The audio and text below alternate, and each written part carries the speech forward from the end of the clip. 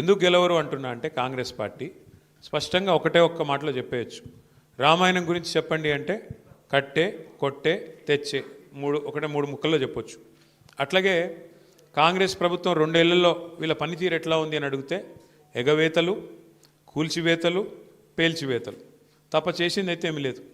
ఎగవేతలు అంటే 420 హామీలు ఇచ్చి 6 గ్యారెంటీలని అలవిగాని మాటలు చెప్పి అడ్డమైన అబద్ధాలు చెప్పి కుర్చీలో కూర్చున్నారు. కుర్చీలో కూర్చున్న తర్వాత ఏం చేస్తున్నారో 2 ఏళ్ళ నుంచి నాకంటే బాగా మీకే తెలుసు. ఊర్లలో ఎంత అవస్థలు పడుతున్నారో రైతులు మీకు తెలుసు.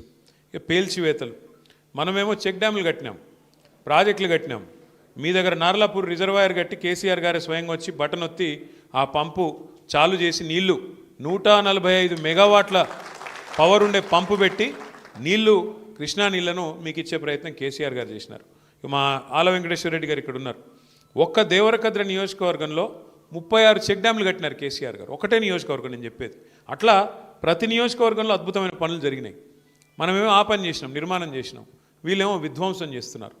ప్రపంచ చరిత్రలో ఎక్కడైనా సరే చెక్ డ్యాములు కట్టాలి, చెరువులు కట్టాలి, నీళ్ళు ఇవ్వాలి అనే పద్ధతిలో ఆలోచించిన ప్రభుత్వాలను చూసినాం. కానీ మేడిగడ్డను పేల్చేయాలి, చెక్ డ్యాములను పేల్చేయాలి, అవసరమైతే ఆ బ్యారాజీని కూలగొట్టైనా సరే రాజకీయంగా లాభం పొందాలి అనే వికృతమైన ఒక కుసంస్కారమైన ప్రభుత్వం, కుసంస్కారమైన పార్టీ బహుశా భారతదేశ చరిత్రలో ఒక కాంగ్రెస్ పార్టీ మాత్రమే.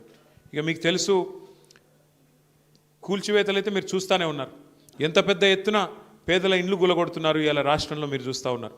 ఒక్క దగ్గరని కాదు, మహబూబ్ నగర్తో ప్రారంభమైంది. నాకు గుర్తున్నది, అక్కడ పాపం దివ్యాంగులు కొంతమంది కాళ్ళు చేయాలి సక్క లేని వాళ్ళు వాళ్ళ కాలనీ కట్టుకుంటే వీళ్ళ ప్రభుత్వం వచ్చినాక మొట్టమొదటిసారి కూలగొట్టిందే ఆ దివ్యాంగుల కాలనీలో పోయి మొత్తం ఇళ్ళని కూలగొడితే మా సీనన్న పోయి వాళ్ళందరికీ అన్నం పెట్టి పాపం ఎండకు ఎండుతూ వానకు నానుతుంటే పోయి వాళ్లకు ఆశ్రయం ఇచ్చి కాపాడినాడు శ్రీనివాస్ గౌడ్ గారు.